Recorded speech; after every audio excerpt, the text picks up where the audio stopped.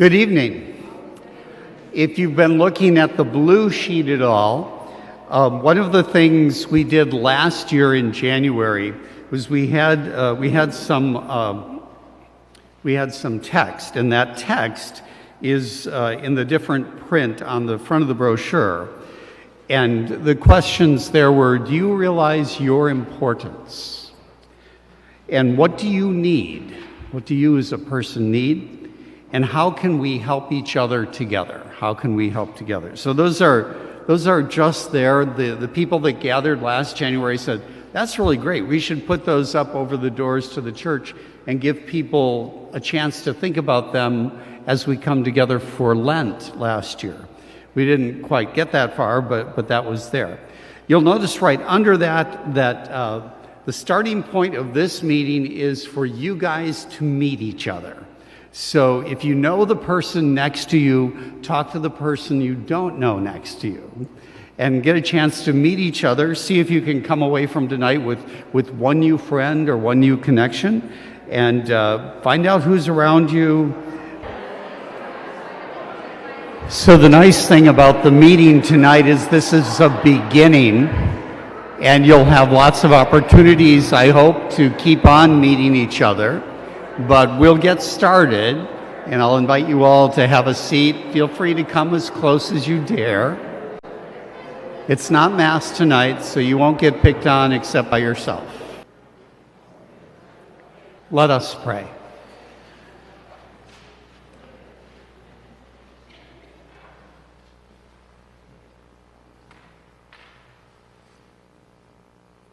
Here we are, Lord, your people, gathered as Old St. Mary's Church, knowing that it is you who calls, you who brings us forward, you who brings us together, opens our hearts to be your call inside of each of us, that we may be open to hear each other with grateful hearts, that we may speak to each other with the grace of insight that you give to all your followers.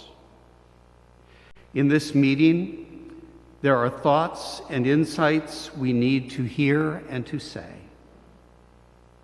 and reflect upon, and puzzle over, as we perceive the actions each of us is called to take, and the actions as a community that we must form and initiate, because we as church, the body and blood of Jesus, are meant to transform the world, guided by your Holy Spirit, united with our other brothers and sisters in the wider church, and reach out to those who do not know you, Father, but who are hurting, who are in need, and who may, with our help and your guidance, join us in this family of blessing.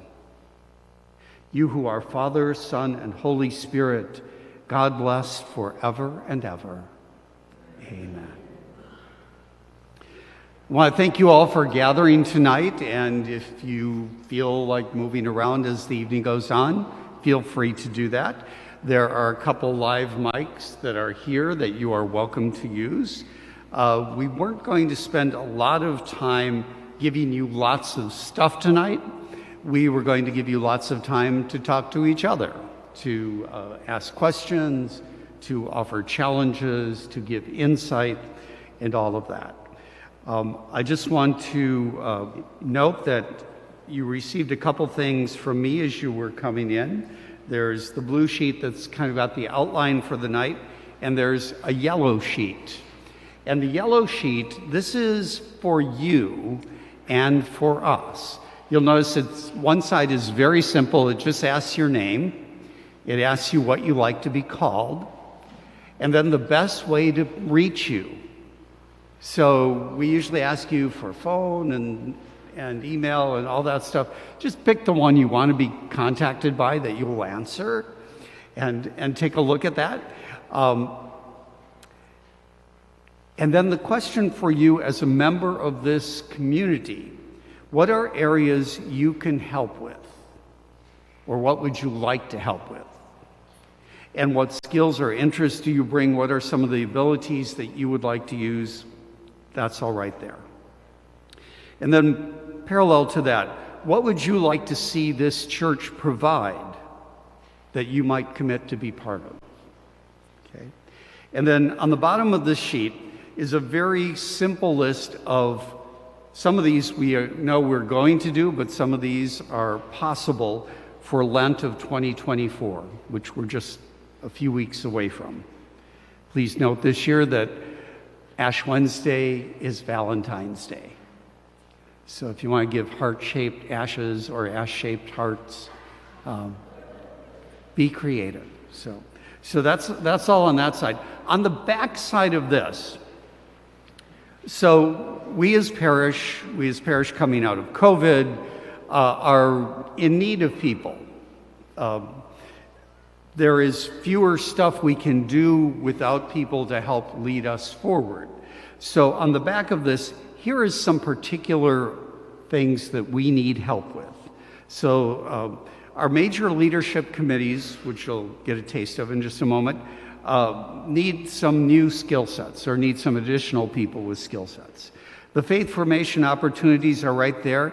Our youth would like more leadership. We'd like to do more things with them. I've had 2 or 3 young adults who come forward and they say they'd like to get together and do a few things. We used to have a really active young adult group.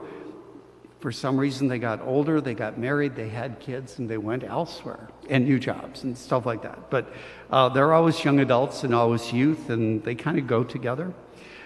We are also looking for some people that can help us do adult scripture study, some adults to lead faith series, and children's liturgy of the word. We have some leadership. I'm sure they'd love a few more volunteers. So just to put that out there. If you're interested in helping with new Catholics, people wanting to come into the church who may or may not be baptized, who may or may not be Catholic, we need some help with our RCIA, especially people willing to accompany those people who are coming into the church. I would say right now we need about 5 people to help with that, maybe a couple more, because there are always new people coming forward. We also need some people to be trained as leaders, some people trained as catechists, and then back to youth, because some youth leaders, particularly for RCIA. And then, as usual, for Mass and liturgy, there are some Masses we don't have many people show up. We've got a lot of people that are very talented and do help out when they can and when they're here, but we could use more people so that, the more people we have, the less often you need to do it. If you want to do it every week, let us know that. We'll work that out too. So you see, we want an altar server coach. It's kind of a new position. It's one that Dan used to do, but his kids are older now, so someone to help the younger folk. Ministers of the Eucharist to the homebound, which we started working out about a year ago. Father Stu was largely doing that, and he, as you know, has moved on to UCLA, so we would like someone to help kind of lead that. And of course, leadership of our Eucharistic ministers at Mass, and then our lectors. We need some leaders and trainers, and then sacristan, and then people to help with environment and flowers, to be a caretaker, to be part of a team that does that. We need to bolster our ushers. Some of you were terrific greeters when we were in COVID. There's an opportunity for that continuing. The more families we have, it seems the more fun we have doing that. And then volunteers for setup and takedown. Every now and then it's fun to have some people help with that. And then we're looking at new opportunities to grow the parish. So we're looking at a new evangelization team to be started and going forward, and that will be trained.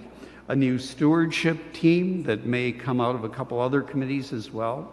The pastor's leadership team, I've got a few people that I've asked to be on that already, so I'm looking to give a little more oomph to our parish vision going forward.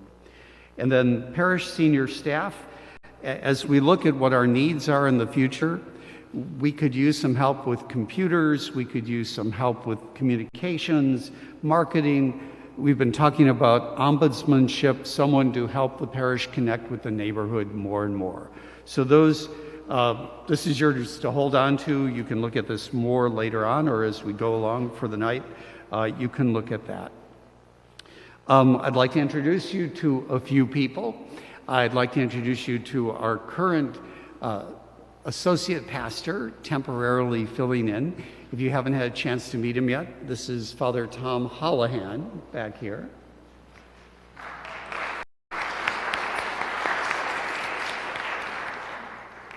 Father PJ's in Florida with his sister. So. We also have with us a guest of the Paulist, Father Rene Constanza, who's also the president of the Paulist Fathers. So he happened to be in Grand Rapids, so he came over here as well. So we welcome Father Rene.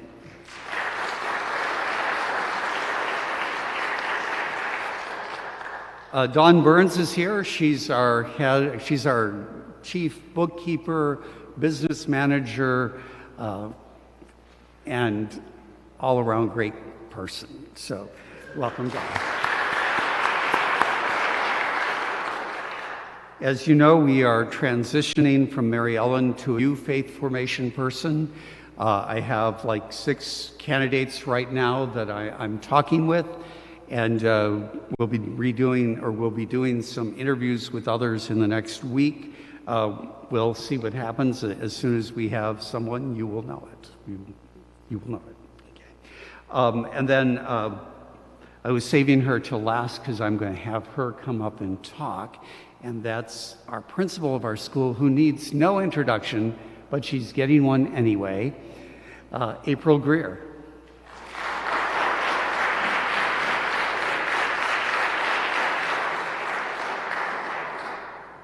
And of course, I give her a chance to talk a little about the school or whatever else she wants to talk about. This is completely the OSM Parish night. However, I can talk school all day. On February 28th, we are kicking off open house, kicking off Catholic Schools Week, theme of faith and community. So it's perfect that we're here, gathered here together tonight. But we're kicking off February 28th Catholic School Mass, and we will February. I'm just skipping a whole month. Sorry. On January 28th, Sunday, January 28th at 8 a.m. Mass, I hope to see everyone there. Everyone, you are welcome to tour the school from 10 to 10:30, but our current parents will be touring the school at open house from 9 to 10 o'clock. But for our parishioners, family members, anyone, I'll give you a private tour from 10 to 10:30. You are welcome to join us. Some of you have in your hands our scholarship. One of the ways that we retain our teachers, not only through some of the mentoring programs and coaching that we do, we retain our teachers by having, I can't say that it's a competitive salary, but we have a Blue Ribbon Fund. Some of you have the Blue Ribbon Fund scholarship, how to help with your prayers or donations, however big or small, everything counts to help our teachers and retain our teachers. But we are in our 20th anniversary. We're celebrating our 20th anniversary here in South Loop. I don't want to take up too much time, but I'm so thrilled to say that we are growing despite the economy. We are growing. We were able to open up a 3rd classroom in the this year, 23-24 school year. Our enrollment is looking promising. We're crowding our students in. Again, I don't want to take up too much time. I have some information, a flyer for you. I have a business card for you, and I have an open door policy. You're welcome to stop by. Thank you.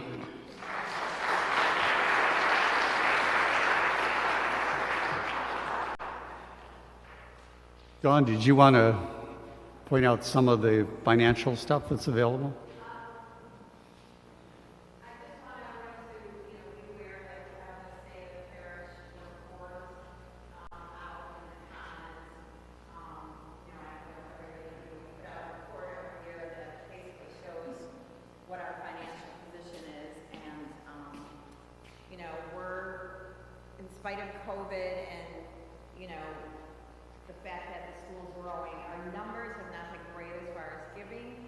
not that it's not from regular day-to-day contributions, but things like when you don't give to the annual appeal and we don't hit our goal, we don't get that rebate, and in the past few years, we would get like $30,000 or $40,000 from that type of thing.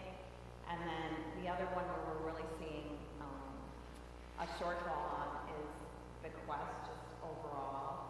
So our giving kind of is staying standard, but we need to start thinking about other ways that we can get income in, because we are, this year, next year, we're starting to see, you know, a big decline in our cash. And we do not have any savings. So just, you know, to be aware of that. And we're, you know, I'm putting out information. I feel, you know, I'm putting the numbers out for the bulletin so that everybody can kind of see where we're at. And if anybody has any questions, we are going to have some information along with a recorded copy of the meeting, because we didn't want to give everybody just, you know, a bunch of facts and stuff like that. But there will be some information sheets available with the recorded session. You know, by the end of the week, we're hoping to have all that. And if everybody, you know, can take a look at that stuff, and if there's any questions, we're just...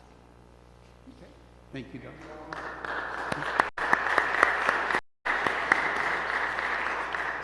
I'm going to ask the members of our Finance Council to please stand. It seems like a good segue. So, okay. Now, was one of you going to say something?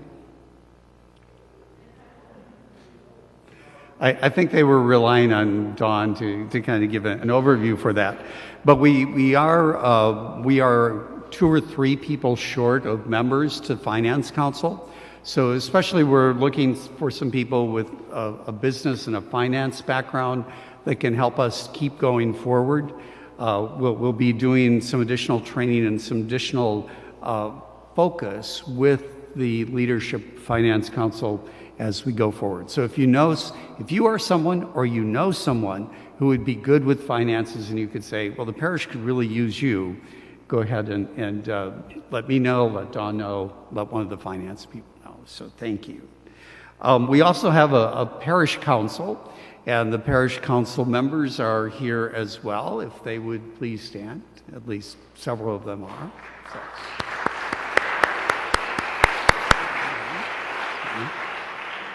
And Kurt, were you going to say a couple words?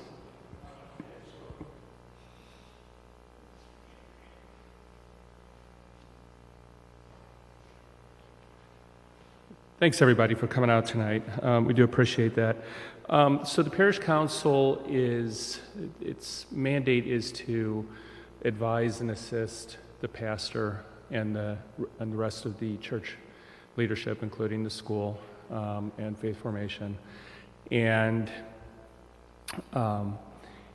so in the past, the council had done a really wonderful job of creating committees and helping run engaging events within the parish. And then COVID hit and continued on that route for a little bit. But as things have developed, we have had some changes recently that we, frankly, are trying to address instead of just doing events. So we passed the events off to other people who've kind of taken charge of that. Right now we have some pressing questions that, frankly, we don't know the answers to. We've had, I think everybody's aware, we've had mass attendance drop off since pre-COVID. Corresponding donations have dropped off somewhat. And we don't have the ministers that we used to, Eucharistic ministers, lectors, ushers, etc. We did add a 4 p.m. Mass, which is, seems to be growing attendance.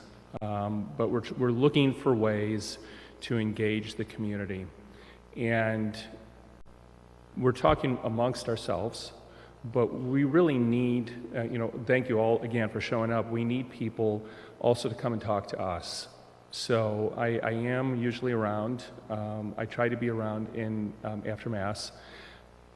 Please, approach us with things that you love about St. Mary's, things that you feel like maybe could be done better, ways that we can improve, ways, things that happen at other parishes that you've been at. that you've liked. We really are looking for ideas here also, because we can't make decisions until we have, like some idea. And curiously enough, like some people would say, do a poll. Well, we did one, which was actually quite a few people participated in that. And what was the name of it exactly, Father? The DMI. And the results were actually pretty positive. So it's the results of the DMI and what we're actually seeing on the ground aren't corresponding exactly either.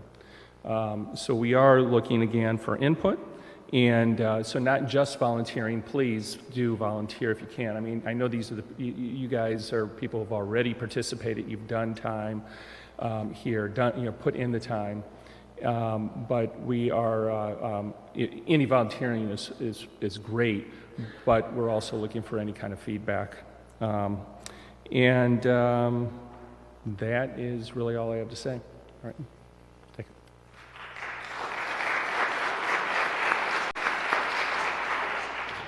The parish has 3 major committees that kind of overlook, like finance and pastoral.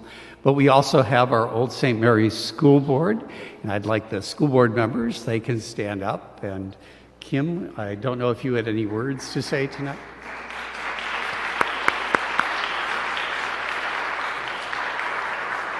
Okay.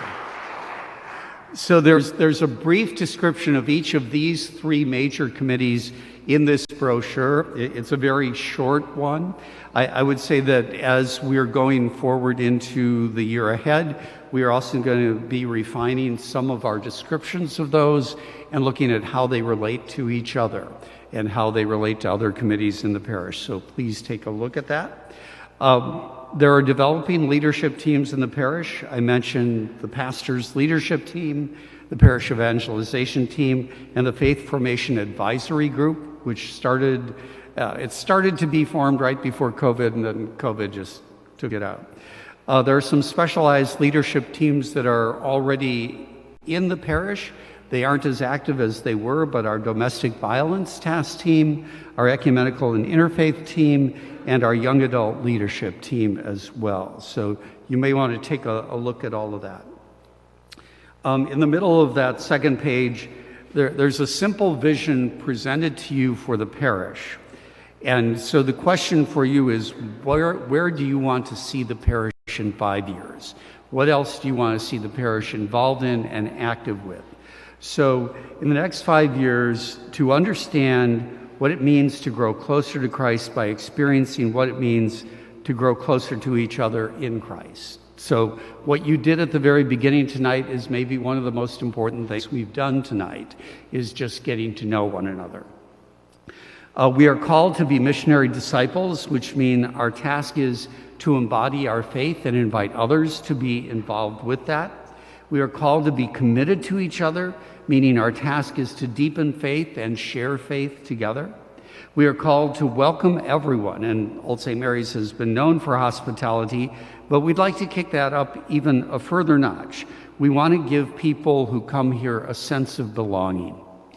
We are called to worship with gusto, and our task is our celebrations need to be vibrant for everyone. And there are probably some specific things we can do to work on that. And we are called to look beyond our walls and remember that we aren't just meant to be a congregation of navel gazers, but we are meant to be looking out and looking at the other people around us. And especially maybe those people we don't always agree with, or those people who just have questions.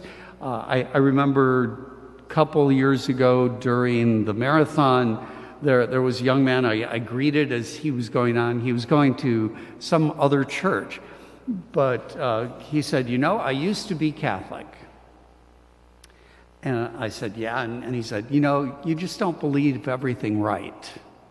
So he was trying to persuade me that the Catholic Church was not the place to be. We had a discussion. I don't think we parted on any sort of angry terms, but I don't think we convinced each other that we should change either. But it's those encounters, you never know when you're talking to someone where God is going to lead. So your questions, your answers, your challenges, your hope, your abilities for each other is what the rest of this meeting is about. Unless there are any quick questions. Okay, no quick questions. So, community, how would you like to talk to each other and present how we should look going forward as a church? Because it's all on your backs. And others too, but your backs. And there are three microphones if you want. I just have one quick question to start. And, okay, I will. It looks where your help is needed.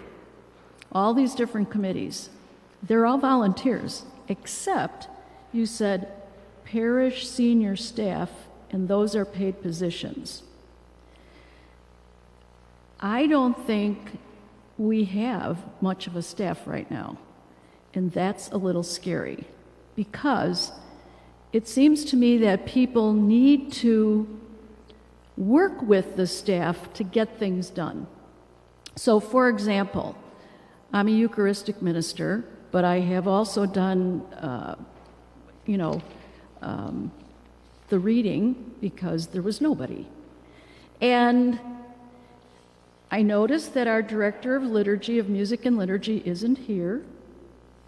And if that's a full-time position, I don't know what we're doing that particular position, like when I was a Eucharistic minister and somebody else did the volunteer stuff, we knew when we needed to be here. And it seemed to me that we got it done. I wonder about the school and not being just a grandparent now and sent my kids to Catholic school. How come we don't have any servers? Like, how come that isn't part of the school thing? If a server, like 5th grade's in charge of January, figure it out. And they need to be here at 8 or 11 or 5 o'clock or whatever. That should be a responsibility for the school. I don't see that it's together. So all of these are great ideas, but I think we need more leadership in terms of staff. What do you have to say about vibrant clergy? Well, that is wonderful. That's the reason we're here, because we do have vibrant clergy, and we do. Our liturgy is pretty vibrant. I think people sing a lot. The choir is not exactly wonderful, although I don't mean to offend anyone, but 5 or 6 people on a choir, I don't get that. And sometimes we have violin people, and that's always nice, and I appreciate that. But I just think there's little things that our parish needs to do to get into the post-COVID spot. And I don't think we're there. And I'm glad we had this meeting, but I'm not sure that we have, besides you, and I can't get over how you can be in charge of all this and have a helper, a part-time helper. To me, it's overwhelming. So you don't look that tired to me, but I know you are. So thank you.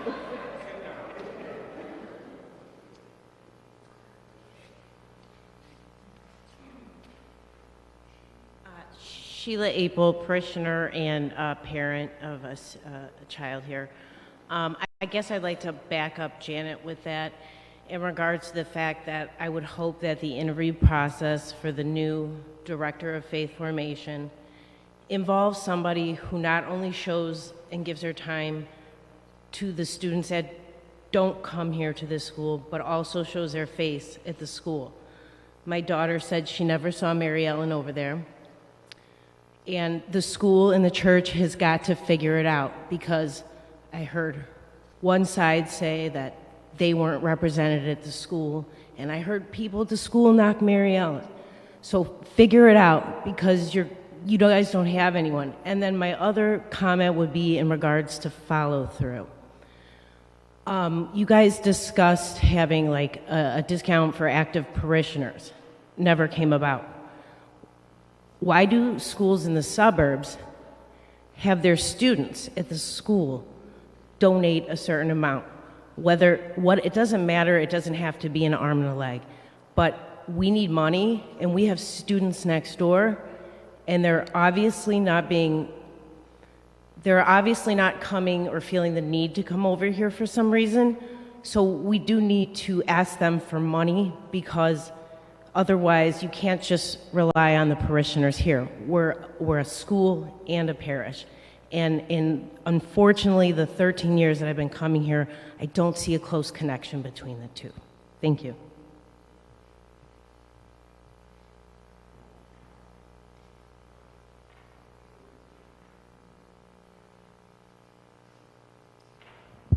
My name is Mary Ann Cushing.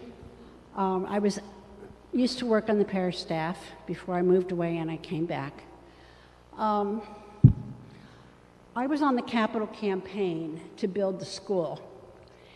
And when my husband and I made a big sacrificial donation, you'll see our name out there. We gave a lot of money for a parish school.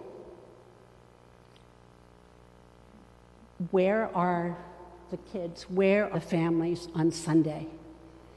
We donated for a parish school, not for a South Loop school that happens to have a Catholic name.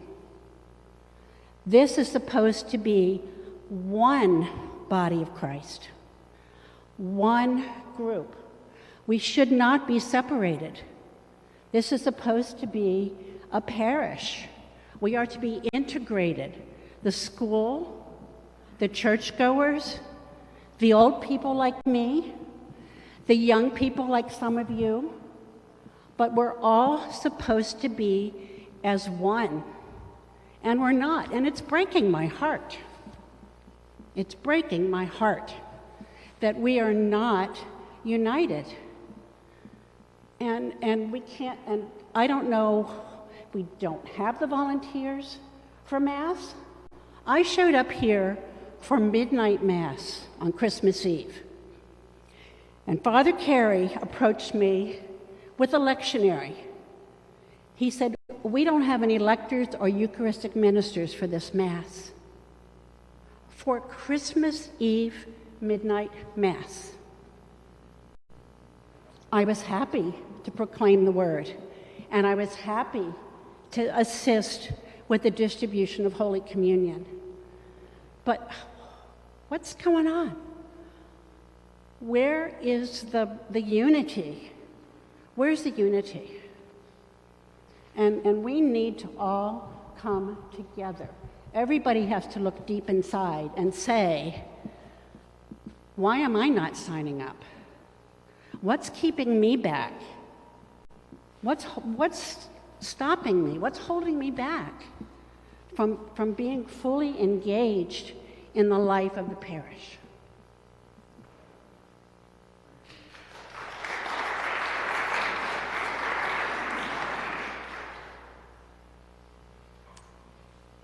Hi, everyone. I'm Jeffrey Llewellyn. I have one kid still at school and one who came through. I totally remember, Mary Ann, when you were engaged in this church, and I always remember how you used to, when there wasn't a parent who would do it, you would take the kids to Liturgy of the Word. Okay? Now I would say, you talk about those times when the school and the parish were a lot tighter. I mean, we used this space for kids. We used the interior courtyard for the kids. We had the kids come, and there were a couple masses where they would do all the readings and things like this. Okay? Now you mentioned that there was no one there on Midnight Mass. Well, a couple of years I was here on Midnight Mass, and we had a completely inappropriate homily that alienated half the people that were in this church. Now, 8 years ago or 9, when we built that parish center, you had a parent You had a parishioner who didn't even have any kids at the school. But we had such an incredible spirit here that when he had a miracle happen in his life with his family, he had a revelation and agreed to donate an enormous amount of money to finish that parish center. That's the spirit that we used to have. Now, if we're talking about evangelization, we have got a school full of children and parents who are coming and getting a Catholic education. We should be focusing on them and encouraging them to see the benefits of a Catholic education and participate in church. We just started Liturgy of the Word again. How in the world did that stop? That's one of the best things for young mothers. They've got their kids here to come to church and then take them and educate them. We had tons of volunteers back in the past. So we need to see what happened, that we had an incredible spirit here that involved, that the people that were coming to the school were absolutely committed to it, and they saw being committed to the school, being committed to the parish.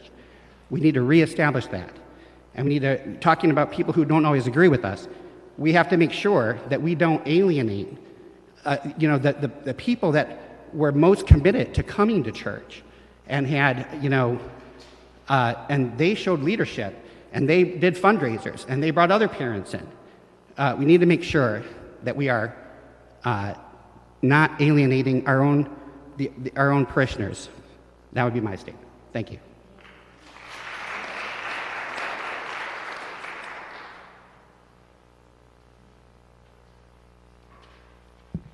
I'm Sarah. I'm going to follow up on what Jeff said, partly as someone who is a volunteer, also as a lector and a Eucharistic minister. I think not having a volunteer for midnight mass, to me, is reflective of communication. So there's a lot of volunteers here. It's a matter of how you're interfacing with it. For the record, I was out of the country, so that's why I was not there.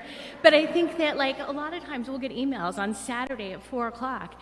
Hey, no one signed up for Saturday mass at 5. No one signed up for tomorrow. No one signed up for this. There's a lot going on in our lives. We want to volunteer. And there's just a lot of times, sometimes I come here and I've signed up and I've followed the rules and I use my app and I get here and they're like, oh, we don't need you. There's already so-and-so here because so-and-so signed up on paper and so-and-so signed up on the app and someone's called somebody. So I think a lot of what's going on is there's a lack of engagement from the communication, and it's through the processes about how the things work. We picked this parish when we moved back to Chicago in 2017, and we live in Hyde Park. We drive up here and pass, I don't know, I think my kids counted the other day, 12 Catholic churches before we get here. There's a lot of other options, and we came here because of Kathy. So if there's one person in the room we came here for, it was Kathy Walsh, but it was. You're so engaging, and you got everybody there, and you were like, hey, I see that you can do this. I want you to do this. And it was that back and forth, when Father PJ asks my kids, how many times did your mom mess up today? They love it, but when they come here, they feel seen. And I think it's that communication and that engagement, that's what keeps us going, but it's that connection between the two. And it's really similar to what's going on in healthcare today. There's so much burnout and all these other things, but I do think the two pieces are the connection between communication and engagement.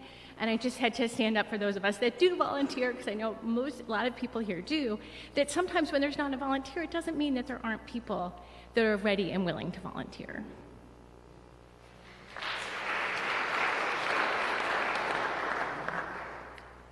So my name's Donna Woodard, and we joined the parish in June, moving to Chicago, and we have a son in 6th grade at OSM.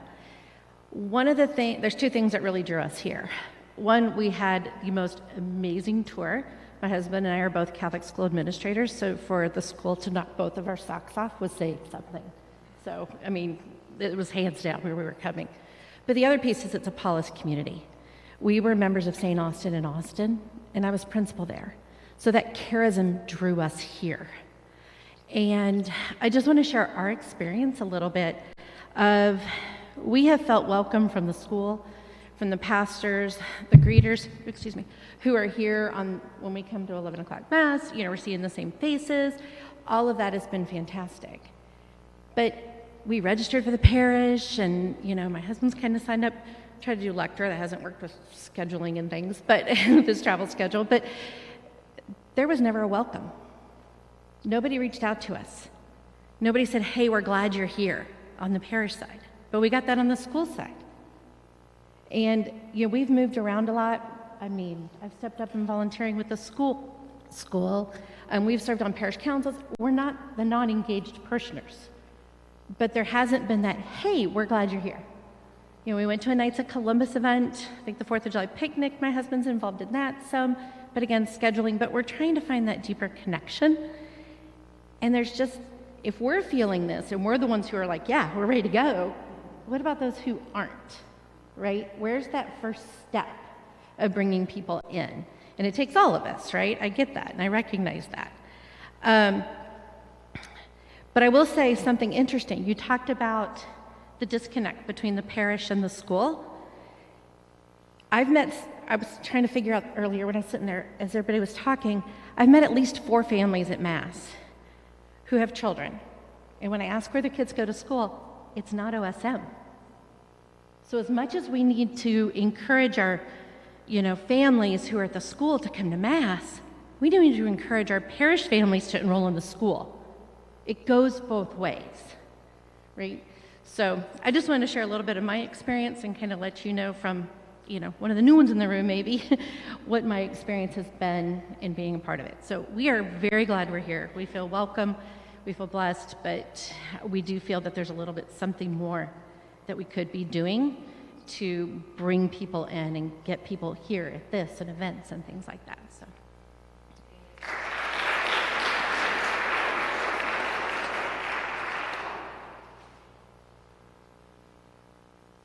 I'm sorry, I'm just going to ask, what was your name? Donna. I'm sorry that nobody welcomed you. So, my name is Mary. I welcome you to Old St. Mary's. I know a lot of people in the room. For those of you who I don't know, I'm Mary Martin Lowe. I've been a parishioner here for 20 years, was a very active parishioner until last year, and I had 2 kids go to Old St. Mary's. They were also active. We were active over COVID. And then last year, and if I get upset, I'm sorry, I was very disappointed in how when I went through something in my life, I really felt like my parish leadership didn't reach out. And I have personal relationships with other Paulists who did reach out. And just somebody said, Mary, I didn't know, I got hit by a car crossing the street. And the fact that nobody at the parish, one, reached out to me to check on me. No one noticed, and if they noticed, nobody called to say, Mary, what's going on? We haven't seen you in Mass.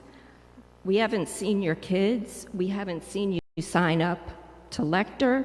Don't make me cry, Julie. And if that's my experience, I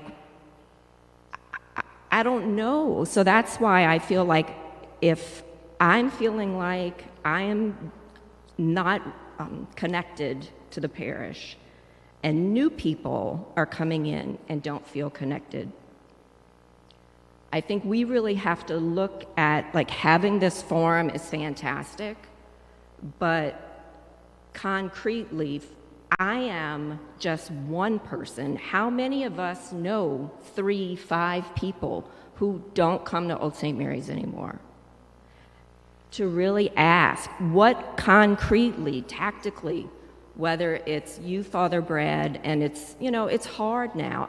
I want us to stop using COVID as a reason why things aren't happening. It was a reason,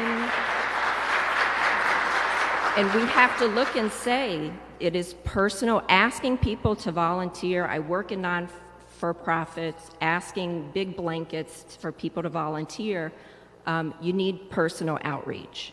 Personal outreach, whether it was last year or this year, getting small groups together to say, let's learn about what's going on currently in people's lives, knowing our children's names, knowing where they are going to college, checking in.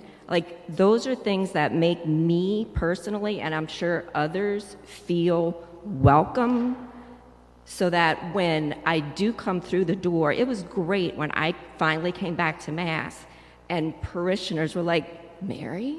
You know, that made me feel so good. And I feel like we need that from parish leadership. So I would hope going forward as a result of these efforts, we can help you, others in our leadership, do some personal outreach and learn from boots on the ground. So, thank you.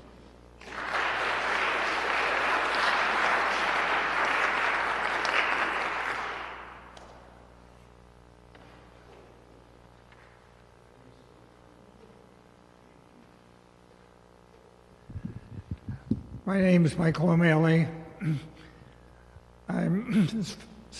First want to say I'm glad there were no questions because this could be a long meeting. However, I do have a question, and that is with the Paulist fathers, Paulist clergy. Seems to me like in the past year, there has been just a mess of vacancies in the parish where we are filling up with a volunteer like Bob Carey coming back and helping us for a few weeks. And we've had like 3 other priests, Paulist fathers coming and filling in. And that's it's not a good way to run an operation.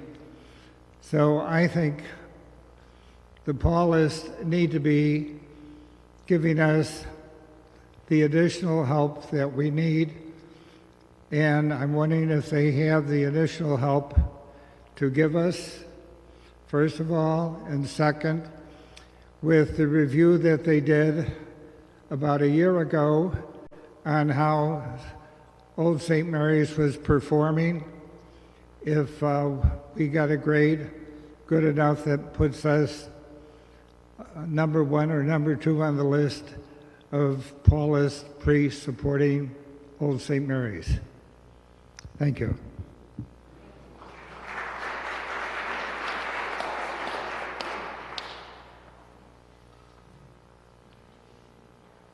Yeah, good evening. My name is Mike Starr.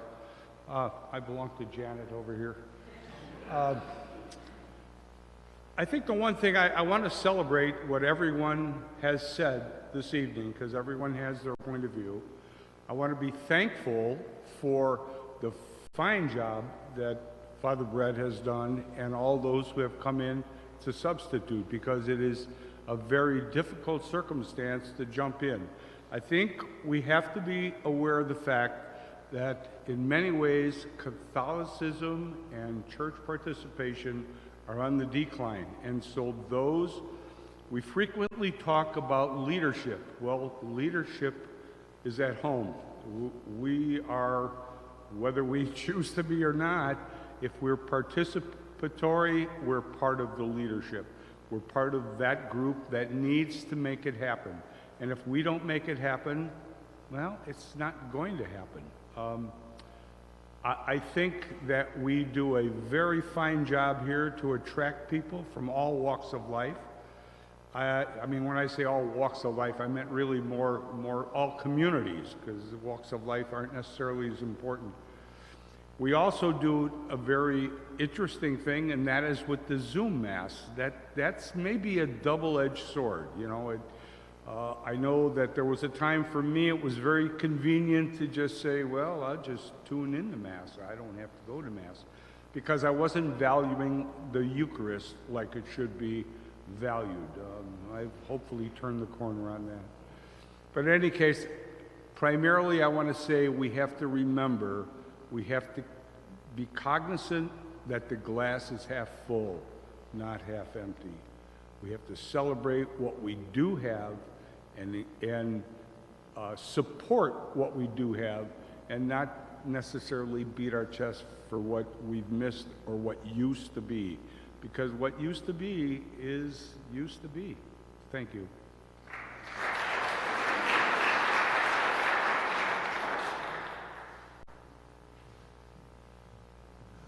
Good evening, and thank you for holding this town hall for all of us. It's wonderful to see so many people here. My husband and I, we became parishioners 13 years ago when we were looking for a school for our kids, and we wanted to find a Catholic community where we really did feel welcome, and we did. I grew up in a parish not far from here, and my kids are fifth generation there, so my great-grandparents were at that parish. When we were looking for a school, though, we wanted to find a place where we knew our kids would grow up in a faith-based community. And we were so drawn to Old St. Mary's. We were drawn here, so much so that, we left an environment where we were embedded in to come here because this is a very special place. And back when our girls were small, we were coming to Mass, we were always sitting in the back. And I'm reminded, Mary Ann, when you were working here, you made a difference. You made a difference to our family because you talked to me and you said, why are you sitting in the back with your girls? They can't see anything. All they see is the backsides of everybody. And so from that day on, we sat in the front row right here not because I was comfortable sitting up there, because I'm certainly more comfortable always sitting in the back, but because you said my girls needed to be in the front and they needed to see what was happening. And that's where we sat for many years with many of you. Then COVID hit, and I think a lot of things changed for a lot of people. And we were, drawn back in our community, back at St. Jerome's, and we just haven't felt the pull to come back, right? The full pull. We love when we come back here and we see so many of our wonderful friends and reuniting, but to have that pull, and I guess that something happened between my conversation with Mary Ann and today. Our daughter, so we have two girls, one's a sophomore, one's in 8th grade.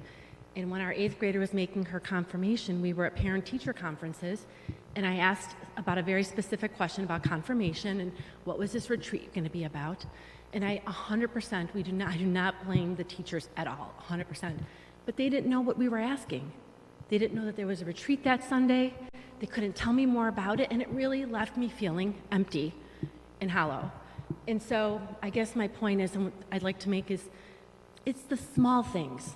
We can have all of the committees and the councils and all those things, but it's the small things that make a difference. It's Mary Ann reaching out to me. It's one another. It's 3 people here asking me to come tonight to talk.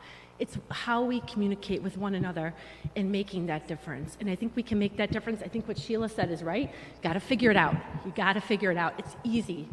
Bring the school and the parish together. There are people there who are hungry for that. And to your point, I'm sure families here who would love to send their kids to the school. It's one community. It's a wonderful place. I believe it is half full, not half empty, and there's a lot to build on here.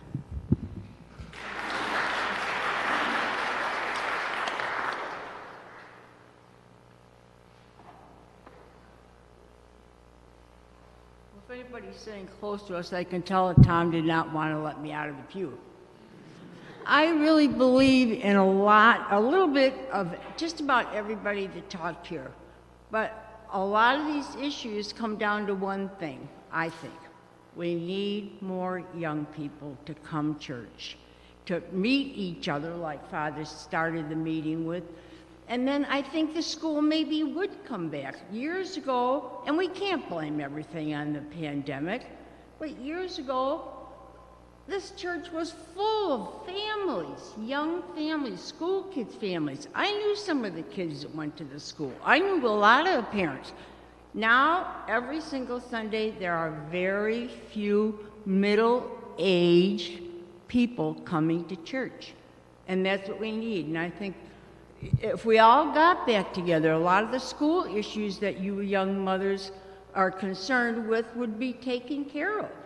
I mean, look around here. It's so nice to see so many young people. But in church, it's all us old people all the time. And I think, Father, there's been multiple pleas to come and to help. Tom and I have served 8 o'clock Mass. Father's sick of looking at us for the last 3 years because nobody else would come and help. And it's not that we have to call you up on the phone and say, please, Lecter, step forward a little bit. He's too busy. He can't ask each individual person to please come, even in the brochures tonight. Join this, join that. And I think we, again, would have that old-time feeling. Our kids grew up in Catholic schools, we did, Catholic high schools, Catholic colleges for Tom and I. And I know what you're all referring to, you young people. And I think we can have that again. I really do think we can have that again. If somehow we could get, not just us old people coming to church on Sundays, but a lot of you middle-aged young couples. It's just nice to see you here tonight, and thank you for coming.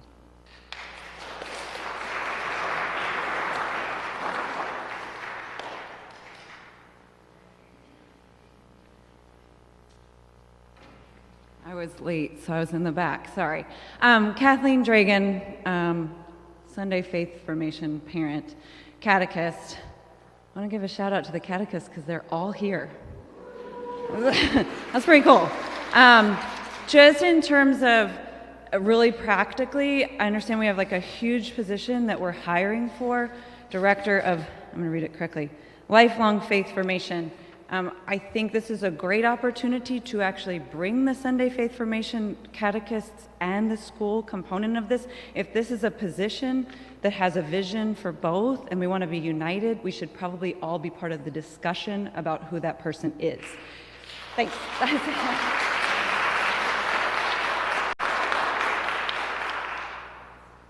Hey guys, I'm Dylan Alley, parents. I've got one who's gone through here, one who's an 8th grader. We've been here since 2011, I guess.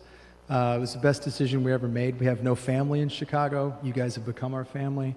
I remember when we interviewed Father Kalak at the time, made a big deal of saying, you know, you're coming to a Catholic school. We're in the diocese. You know, FXW is not in the diocese. And we're like, well, that's appealing. I also remember my mom telling me, don't expect the school to instill, you know, the Catholicism in your kids. Don't expect the school to get your kids to want to go to Mass, right? That is going to be your job as parents. So we tried to model that. So we started coming to Mass. And we came to Mass, quite honestly, because it was selfish. We got to see our friends. We got to meet all of these people sitting around here that became our close buddies. It was a social thing. And you guys were all right. The pews were packed. And there was family Mass where the kids read. The number of children that would go to Liturgy of the Word were 2 or 3 dozen. Right? It took forever to play them off the stage, which was awesome and inspiring. And so, not to get away from good old days syndrome, but I'm reminding us of that because I know what's possible. The other thing I want to say is just thanks to the leadership who showed up tonight. These types of events take a lot of guts. I've gotten to know both of you fairly well, April and Brad, not to just single you two out, but I know that you guys genuinely want to do the best job you can and to create an environment where people feel welcome and want to be here. And not every decision or communication is necessarily goes the way you think it's going to go. And so I know your heart's in the right place. I just want to say that. The last thing I'll say is I get that faith isn't convenient, right? And I get that a lot of what Jesus did made people uncomfortable. I get that it makes us uncomfortable today to examine some of those things as it relates to our life. But I think people come to Mass because they want to feel comfortable. I don't think people want to come to Mass and want to get mad. I don't think people want to come to Mass and see empty pews and feel sad. You know, I don't think, I think there are ways to communicate core teachings about making sure all people feel welcome to be here without it turning into a political conversation that, again, this is a homily theme that can drive people away. I think what you're hearing tonight is a lot about communication, like the types of communication, the style of communication, and it's about not alienating the base and trying to appeal to everybody. We get what might work on a college campus. It's probably not going to fly here with a bunch of families. And so I think it's just reading the room and being aware of the audience, because I think you can cover those core beliefs and we can teach our kids that. We can get young people here without people feeling alienated. And it just makes me sad that, you know, we're not at Mass every weekend. We try to be here as often. We sit in the same spot over there. You guys probably recognize us. But over the years, like, I counted last night in prep for this meeting 12 families that I don't see here anymore. You know, that makes me really sad. So I'm hoping people come back. I hope those who've left for whatever reason give it a second chance. And I think if people are here being served comfort and support, you'll have more people inspired to want to join committees. Everything I've been on, Parish Council, Blue Ribbon Fund, Development Committee, Renew My Church, have all been personal asks from somebody in this room, one-on-one, where they pull me aside after Mass, or they call me and they say, we need you on this. The parish needs you. I think you'd be good at this. Will you please do it? It's really hard to say no to a lot of the ladies in this room. I'm just going to tell you. Okay, and so these mass calls, I think, are going to be less effective, to the point made earlier, than people being here and seeing the same people like, gosh, you'd be really good at this. You should do this. So putting butts in the pews is the way to do it. Making the school come to Mass so the young people are in here is the way to do it. It's got to start that way. And then I think it will organically take place. So I talk a lot. I'm sorry. I'm done.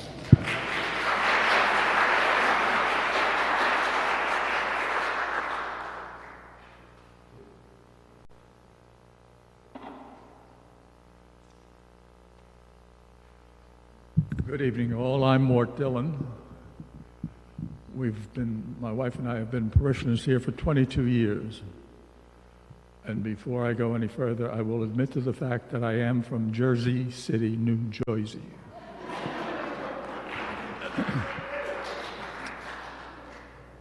One of the problems that you're going to have to face Mass, we have grandkids who've been through Old St. Mary. I hate to bring this up, but one of the biggest competitors of Old St. Mary's and of all churches, I presume, are kids' sports. And they play them from 8 o'clock in the morning till 8 o'clock at night. And the parents, it's important for the kids, not nearly as important as being here, but decisions have to be made. And I don't know how we're going to take care of that. I just bring it up. I also want to give a plug for morning Mass. I suppose you've got to be an old fart to go to it, but one of the things that we do with morning Mass is we have coffee thereafter. And I know for a fact, excuse me, that there are people that come to that coffee after being at Mass who won't have a soul to talk to for the rest of the day. So it's a wonderful mission, I think, a terribly important mission for this church. And I hope that tradition will continue. The third thing is that we were in a parish that we were in New Jersey. Oh, it's got to be now at least 30 years. But we had, now my 87-year-old head is, what's the term for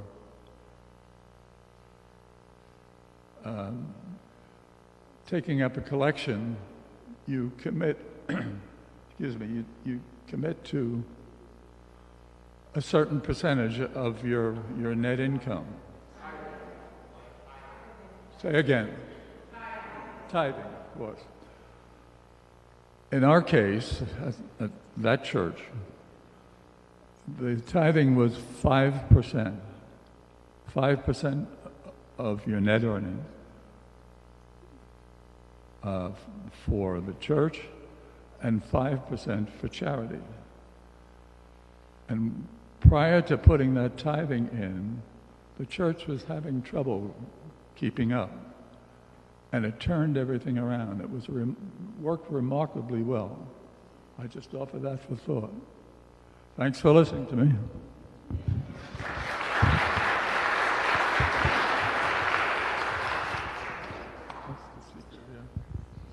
Thank you, Dylan.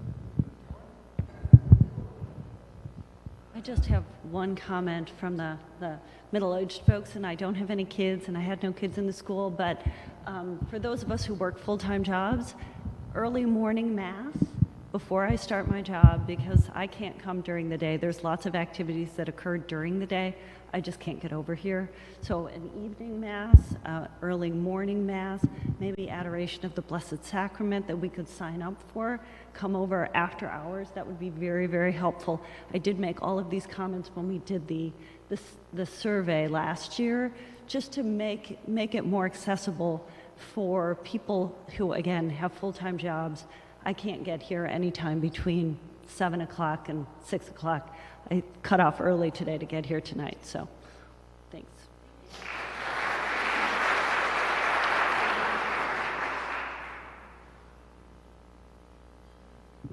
My name is Joe Seliga. My wife Vanessa and I have been parishioners here since 2010, and our daughter attended Old St. Mary's School. We still continue to be parishioners at the parish and attend Mass with our daughters now in high school. I just had, I guess, a couple of reflections about tonight. One is I was reminded of something my mother said. My parents are now deceased, but they attended a Mass occasionally with us here at Old St. Mary's. And we went on 4 o'clock Mass for Christmas Eve. This was before the pandemic. It was a packed church. Our daughter was in the school. And as we were leaving Mass, I get a little emotional thinking about my parents, but my mother said, "Nobody hates each other here," which I was a little bit surprised she used the word, nobody hates each other. And maybe it was a reflection of the parish that I grew up in, that my parents went to for so many years. People didn't really hate each other there, but it was a sign that people here really do love each other and care about each other. And I think, at least in our experiences at other parishes, to have the diversity of the community that we have here is something that we're very fortunate to have. And, you know, I think there's been some really terrific comments that have been made, and I think there is room for improvement in terms of the parish in various ways. But frankly, there's room for improvement in a lot of areas of our life, right now in society. And if your experience is anything like mine, there's challenges in various different places that we face. I'm involved in nonprofit organizations that are having the same challenges in fundraising. We occasionally, when we travel, go to other parishes, and we see their collections, and their collections are down too. That's not unique to Old St. Mary's. Many parishes are going through the same challenges. If you're in a workplace that was not the individuals who had to show up during COVID, I assume, experiencing the same challenges in terms of getting people to come back to the office and developing the esprit de corps, getting young people to feel engaged and welcome.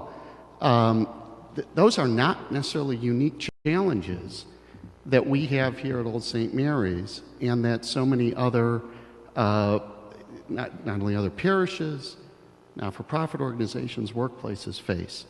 So, I agree with the comments that have been made about a glass half full. I think there's so much that we have here at Old St. Mary's that we're fortunate to have.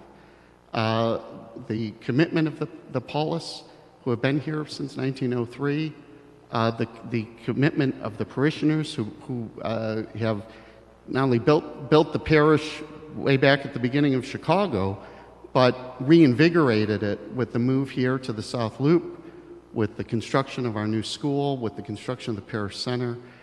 We do have so many opportunities here at this parish, and while there are the challenges that we're facing, I think there are so many things, and we need to support one another through those challenges and realize the challenges we have here are just one of many challenges I feel that we're all facing in our society currently. But by coming together here at this parish, it could help us both as parishioners here, but also help us face some of the other challenges that I believe that many of us are probably facing in other parts of our lives as well. Thank you.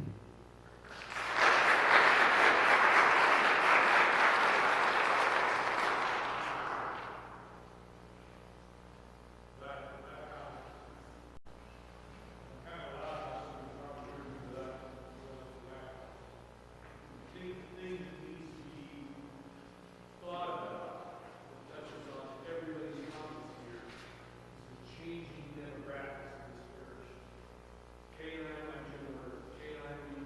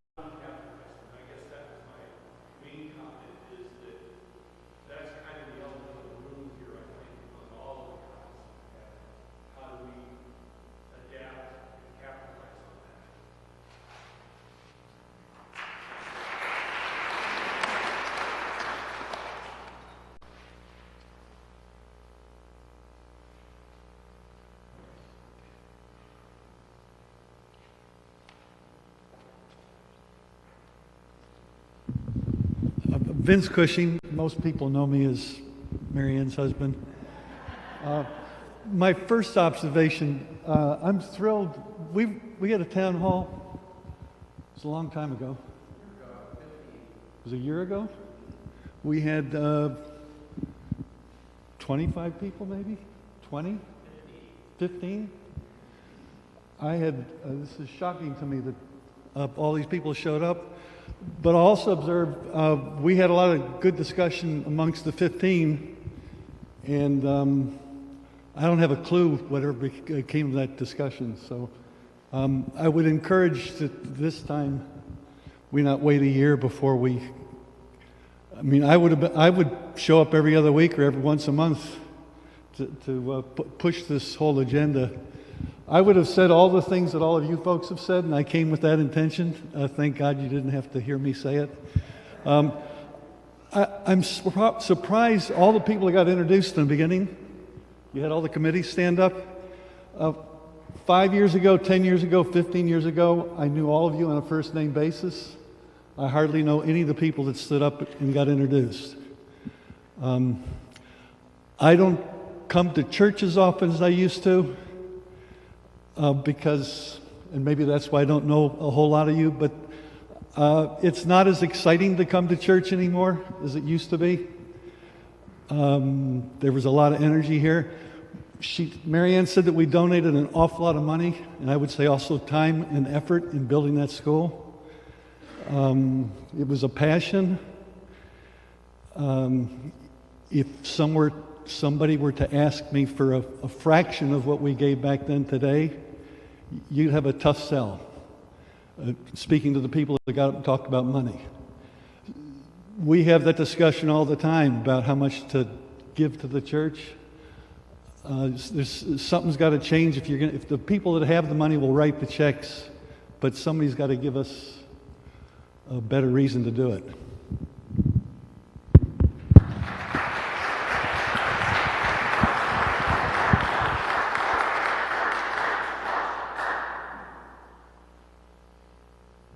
Hello, I'm Kate Lamantia. So I started at the Wabash church, so way back in the day. Sorry. So we have a long, long history here. I know we would see the Deliers at the Wabash church too, so I'm aging myself. But we were really drawn to Old St. Mary's. We had been parishioners at Old St. Pat's. That's where we got married. We're really drawn to Old St. Mary's because of the Paulists. They were so welcoming. I always learned something when I came to Mass. The hospitality was always great. I just felt very much like part of community. And so we quickly switched from Old St. Pat's, and I liked that I could wear jeans and a sweatshirt, and I didn't have to get dressed up at like people do at Old St. Pat's. So we switched, and it's been our home ever since. So I went from being a parishioner to then moving and also being parents. I've had 3 kids at Old St. Mary's. 2 have gone through. 1 is still there. And so I feel very fortunate that I've had both the parishioner and the school parent experience at Old St. Mary's. My brother was one of the first couples that got married here. I mean, we're in love with this church and this community and the school, right? But there is a disconnect. I'm sure many of you have heard me. I have gotten involved with the parish council the minute that tuition went over $10,000. I have 3 children. If I was starting off my family, my kids would not be going to Old St. Mary's. How can you have 3 children have tuition over $10,000 each and be able to afford to live in the South Loop and have your kids go to school here? That's expensive. So that's how I got involved in the parish council, the finance council. So I'm sure many people are sick of me saying this, but I will repeat it to those who haven't heard me, because I think it's an important fact. We still don't have a parishioner discount. Why? Almost every parish does have a parishioner discount. That's important. Also, the sacramental prep. Yeah, there has been a disconnect. My oldest, when she was going through, everything was done through the school and the church. It wasn't the school or the church. It was the school and the church.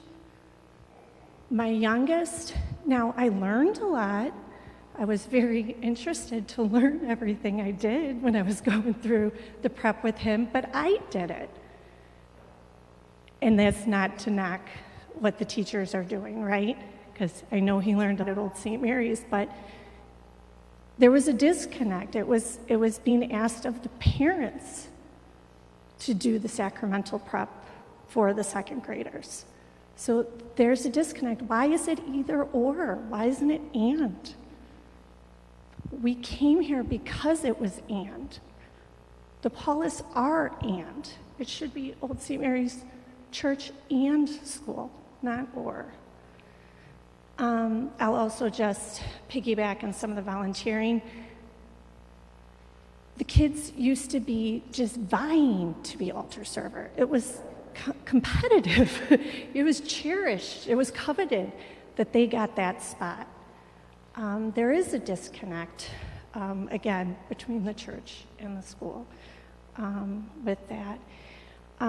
Finally, what I'll say is I thank you, Father Brad, for having this forum. Thank you for always listening to me. I applaud the Paulists in everything that they did to support Father Stu. The fact that, they knew he needed help and allowed him that, for him to get his help, I think is just something to be applauded. I applaud Father Stu for being honest in his struggles. We all have struggles, right? I think the more honest conversations we can have, the better. And I, really, really hope that all this honest conversation that goes on here today, that there's action, that something is done. I agree we can only have a substitute priest for so long. I hope that the next, whatever, future of Old St. Mary's, the Paulists are very intentional and who is, going to take that role, because we're an incredibly, incredibly viable community in a viable community, right? We shouldn't be struggling financially. We shouldn't be struggling to get people in. There's so much opportunity here. So I hope the Paulists, beyond just you, Father Brad, right? Paulist leadership too are very intentional with that next priest that comes to Old St. Mary's, because there's a lot of opportunity here. So thank you.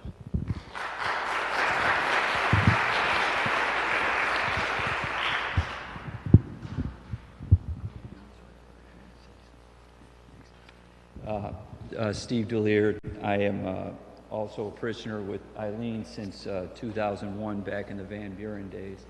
And like Kate was saying, I have a tremendous connection with this parish, not just because we've been in it for so long, but like to give you an idea, my dad was waked up at the front here, and then his funeral mass was here, and my whole family spoke at the podium. And to that, Father Brad bent over backwards to accommodate my family, and to, my dad was a longtime parishioner and really, honestly, gave him what I think he was due, which was the respect and honor, so I appreciate that. And so because of that, I was at something for Ignatius. My kid goes there and I went there, and one of the people there affiliated with Ignatius said, you're always part of the family and you can't get a divorce. And that kind of resonated with me, and that's kind of how I feel about OSM. Like, my kids are embedded here, I'm embedded here, I'm embedded in the South Loop, and I want it to succeed. I do think that we have a problem with follow-through and execution. And this is not a criticism, just an observation. I look at the list of all the things that we plan to have volunteers for, and even if tomorrow we wanted to do all those things, how are we going to execute it? We've tried to do things with the gym and things like that, and I don't feel like the execution is there because I think people have talked about it. Everybody's busy, right? There's sports. I have to leave right now and pick a kid up from sports. So there's a ton of demands on everybody's time. When they leave this meeting, they're going to be thinking about 1,000 things that they have to do tomorrow.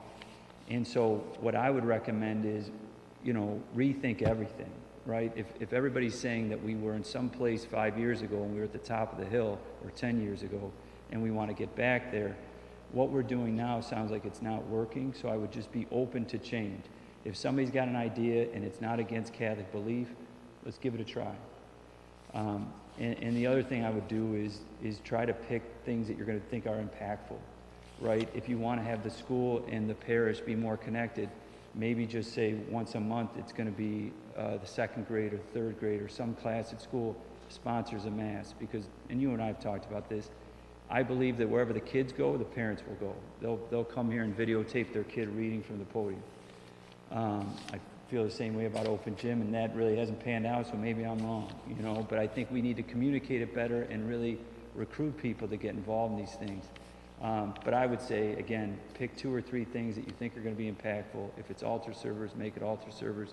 If it's lectors, do that, but not try to take on too much, because then you might feel like a failure at the end or not feel as that you've made an impact. But it is a great place, right? And it always has been a great place, and it still is, but I think there is room for growth. And I would just say be open to change, because I think we're in a position where everybody has a lot of change in their life, and I think we just have to change how we're thinking about things. But thank you for doing this. I think it takes a lot of courage to turn on the mics and let other people talk, so thank you.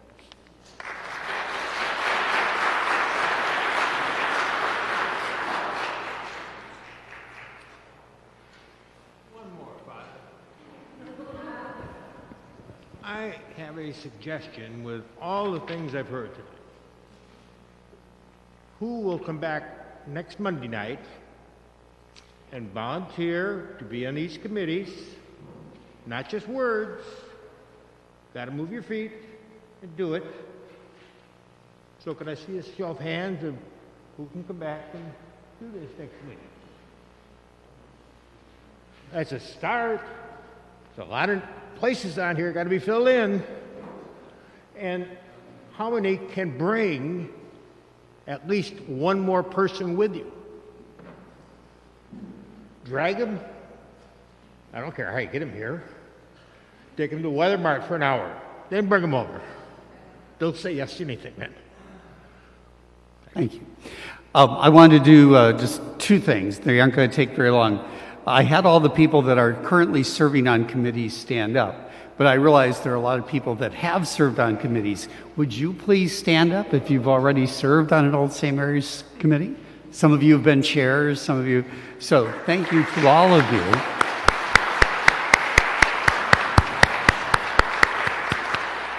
And the reason this meeting started at 6 o'clock tonight was because we're now having a joint meeting of the Parish Council and the Parish Finance Council to talk about what we have heard and to look at what we're doing going forward.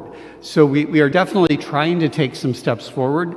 I know there are some of you out there that I still have conversations to follow up on because you've asked for that, and we will do that. I just have to find time every now and then to get that in. And please pray for our process in terms of the new faith formation person. I would say along with the faith formation person, we're looking for someone who has kind of wide experience with the whole range of faith formation. But right there next to that is we would love to get in a position to have a youth minister, either part-time or full-time. And I know we've been talking about that for 4 years. So just to say there are a couple things that are a bit of a priority.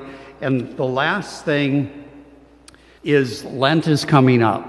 So if you were going to choose one thing from this sheet to focus on, the one that asks for your name, and if you're registered, we've got the rest of the information. If you want one thing to happen during Lent that is on this list, go ahead and check it out. We were talking this morning after coffee because the parish used to have, after Stations of the Cross, there was like a soup and bread supper. So we're thinking of bringing that back if we have interest. And we know we have the Knights of Columbus signed up for 2 fish fries this year during Lent as well. So I'll leave you with that, with food in your bellies, or maybe you're going for food in your bellies. Really, thank you all for all you do and all you have done. God bless you and guide you forward in the name of the Father, the Son, Holy Spirit. Amen. Thank you again. Good night.